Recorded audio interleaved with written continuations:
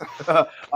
Yo, internet, man. The internet is bro. First of all, okay, the internet initially started going crazy when it was announced that Stephanie McMahon stepped down from her position for a second time in a row in less than a year. But this time, she didn't just step away from one position; she stepped away from both and the company as a whole.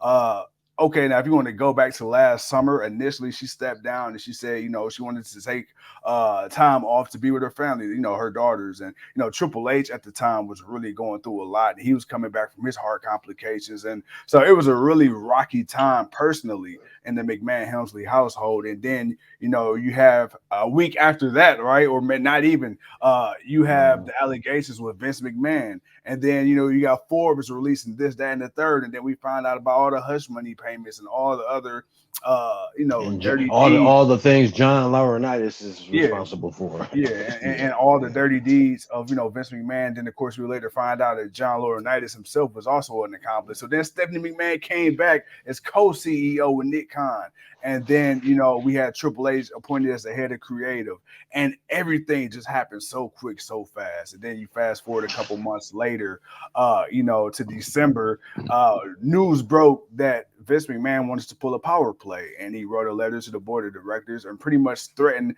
to hold the media rights hostage. If he was not indeed elected back to the board, he came back and also brought a few people with him, got rid of a few people quit. And then a few days after that, we have the announcement of Stephanie McMahon announcing once again, last time her father got dismissed, she stepped back in. This time her father comes back in, she dismisses herself. Bro, and then right after that, we start hearing the rumors of not AEW, excuse me, WWE being sold.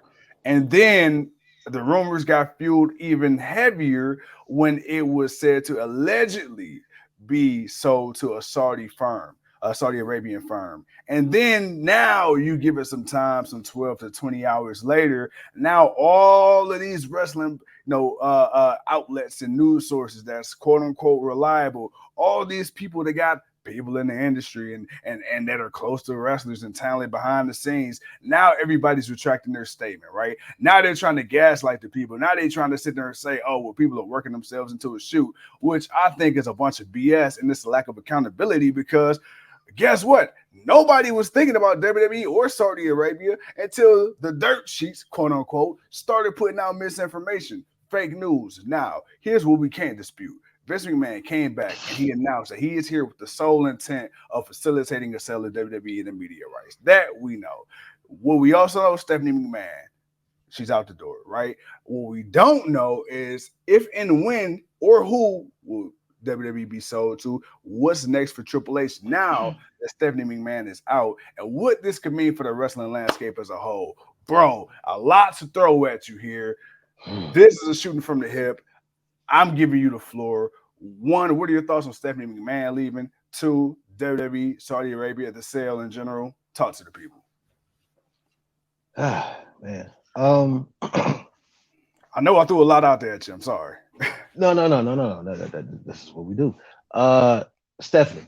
Let's start with Stephanie.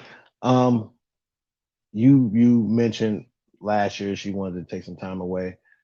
I wouldn't be surprised if that's not part of the reason.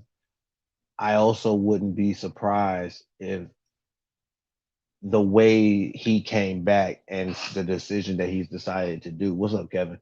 And what he got going on wasn't a big part of why she left also.